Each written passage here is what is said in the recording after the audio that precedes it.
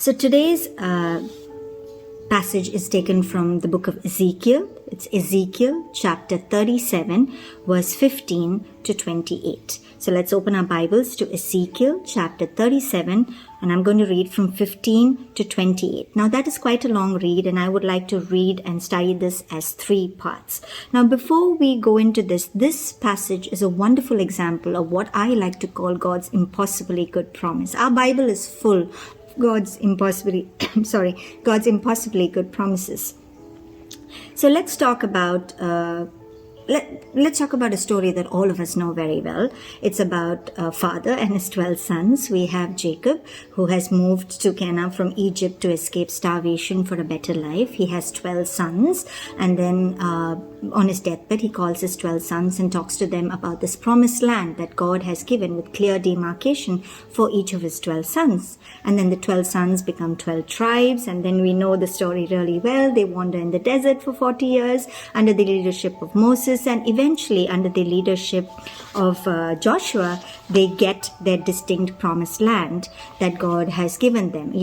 Each tribe has a land with distinct borders. 400 years later, they become one united kingdom. They have Saul, who is the first king, followed by David, followed by Solomon. And now this is a time where they were one kingdom, one nation, united, prosperous, peaceful.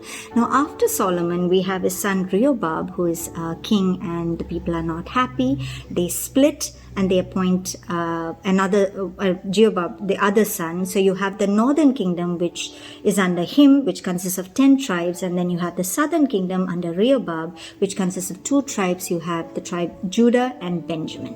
Now this is where they are. They have rebelled, they have listened, they are unhappy, they have split. And as time goes by, the northern kingdom are enslaved by the Assyrians. And then the southern kingdom, they go into exile from Babylon. Jerusalem has fallen, their temple is broken. So this is where we have to remember these people are at when God speaks through Ezekiel to them. So let's read from 15 to 17. This is God's word through Ezekiel. The word of Lord came to me. Son of man, take a stick of wood and write on it, belonging to Judah and the Israelites associated with him. Then take another stick of wood and write on it, Ephraim's stick, belonging to Joseph and all the house of Israel associated with him. Join them together in one stick so that they will become one in your hand. This clearly shows God's intention for his people. So we are talking about the people who have lost hope, that have broken up. You have the northern tribe, which is collectively sometimes known as Israel or as Ephraim. You have that house, which is completely almost non-existential. And then you have the other 2 tribes of Judah and Benjamin that are in exile. And God is clearly showing his intent for his people, that he's going to bring them together and he's going to make them united, and he's going to make them come together as one people.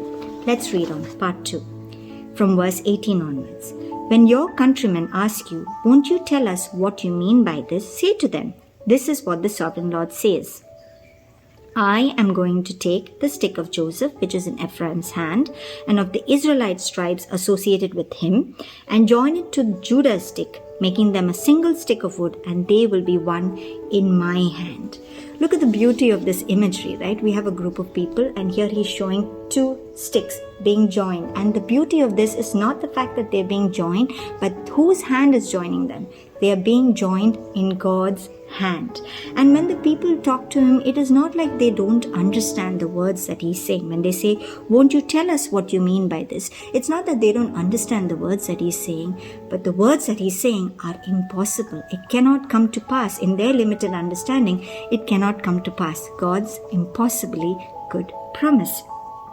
So here Ezekiel says, these are not my words, but these are the sovereign Lord's words. Let's read from verse 20. Hold before their eyes the sticks you have written, and say to them, this is what the sovereign Lord says. I will take the Israelites out of the nation where they have gone. I will bring them from all around and bring them back into their own land. I will make them one nation in the land on the mountains of Israel. They will be one king over all of them, and they will never again be 2 nations or be divided into one kingdom. Imagery. 2 nations, not divided but together, in the sovereign Lord's hand. It's always, the detail is always in the little things. And Ezekiel says, this is not my words, but this is the Lord's word. Let's read on. Verse 23. They will no longer defile themselves with their idols and vile images, or with any of their offenses, for I will save them from all of their sinful backsliding, and I will cleanse them. They will be my people, and I will be their God. Now let's look at it from a third part, the third part. My servant David will be king over them, and they will be one shepherd. They will follow my laws and be careful to keep my decrees. They will live in the land I give to my servant Jacob, the land where your fathers lived. They and their children and their children's children will live there forever, and David my servant will be their prince forever. I will make a covenant of peace with them. It will be an everlasting covenant. I will establish them and increase their numbers. I will put my sanctuary over them forever. My dwelling place will be with them. I will be their God, and they will be my people. Then the nations will know that I, the Lord, will make Israel holy when my sanctuary is among them forever. Isn't that beautiful? In 11 verses, the word I, here being the sovereign Lord, is repeated 13 times. He says, I am going to cleanse you. I am going to fix what is broken. I am going to bring you together. I am going to mend this. I am going to give you peace. I am going to give you everlasting covenant of peace. My children and their children's children will live there forever.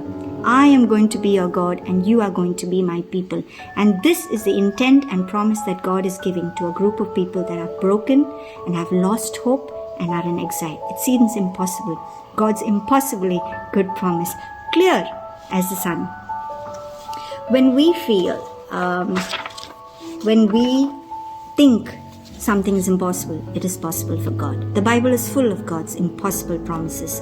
And these words are not only true for people 2,500 years ago, but these words are true for you and I, here, today, now, and all over the world. Every time we have rebelled, every time we have not listened, every time we feel broken, we have lost hope, where we try to do things our way and hold on tighter, but just doesn't work. God is in control. And God is not putting the onus on you. He doesn't say, you go and do this. He doesn't say to the people, you do this to fix this, or you do this. He says, I, your sovereign Lord, will cleanse you. I will fix what is broken. I will unite you. I will give you peace. I am your God, and you are my people. God is in control. He's got your back. He knows what is in your heart. And during this Advent season, let's hold on to this hope. Let's hold on to this hope that the sovereign Lord, He has us in the palm of His hand. He knows He has a plan. We just have to hold on. Now, this didn't happen after God clearly says His intent and His purpose for the land. That didn't happen overnight. They had to wait for a while. So we just have to lean on His promise. So let's hold on to the promise that God is in control, and He is our God, and we are His people.